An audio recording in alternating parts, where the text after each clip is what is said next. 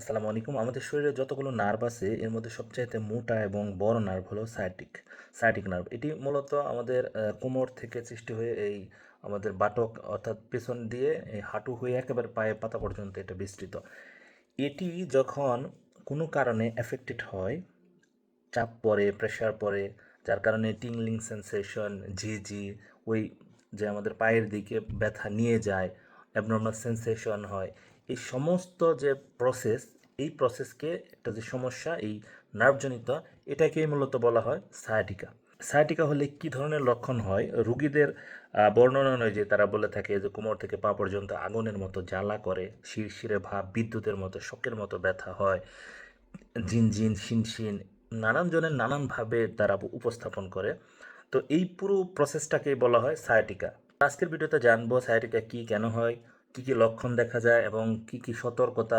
Sciatica হওয়ার পিছনে সাধারণ কারণগুলো এর মধ্যে একেবারে উল্লেখযোগ্য, তা হলো আমরা জানি যে পিএলআইডি, যাকে আমরা জানি যে প্রলাপস লাম্বার ইন্টারভার্টিবল ডিস্ক নামে, যেটিকে অনেকে স্লিপ ডিস্ক বলে, হার্নিয়েটেড ডিস্ক বলে, disc herniation, disc prolapse, disc bulge, যে নামে যে ডাকে, বিষয়টা আসলে একই। তাহলে আমরা জানি ইন্টারভার্টিবল ডিস্কটা বের হয়ে গিয়ে নার্ভে প্রেশার করে সায়াটিক নার্ভকে।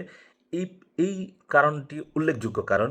এছাড়া হতে পারে দীর্ঘদিন ভুল ভঙ্গিমায় বা রং পশ্চারে বসে থাকা, হঠাৎ ভারী জিনিস কুজু হয়ে বা ঝুঁকে উঠানো, নিতম্বের পাইরিফর্মিস মাসেল বা কোমরের যে পাইরিফর্মিস মাসেল থাকে এটি শক্ত হয়ে যায়, স্পাজম হয়ে যাওয়া, বয়সজনিত কারণে, অর্থাৎ আমাদের যে ডিজেনারেটিভ চেঞ্জ আছে, ডিস্কের এবড়ো থেবড়ো হয়ে যায়, চোখা হয়ে যায়, যার কারণে আমাদের ডিস্ককে এসে পিঞ্চ করে।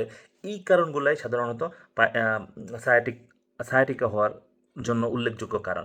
এছাড়া আমরা জানি যে সায়াটিক ব্যথার কিছু লক্ষণ দেখা যায়। এর মধ্যে উল্লেখযোগ্য হলো রোগীরা বলে থাকে যে কোমর থেকে পা পর্যন্ত ব্যথা যায়। এটি সাধারণত এক পাশে বেশি বলে, এক পাশে যায়।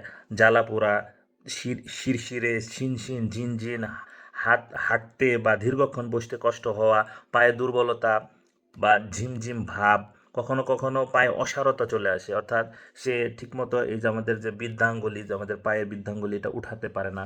সেক্ষেত্রে হাঁটায় খুবই সমস্যা হয়। এই কারণগুলো, এই লক্ষণগুলো সাধারণত দেখা যায়। কিছু কাজ সায়াটিকার ব্যথা বাড়িয়ে দিতে পারে।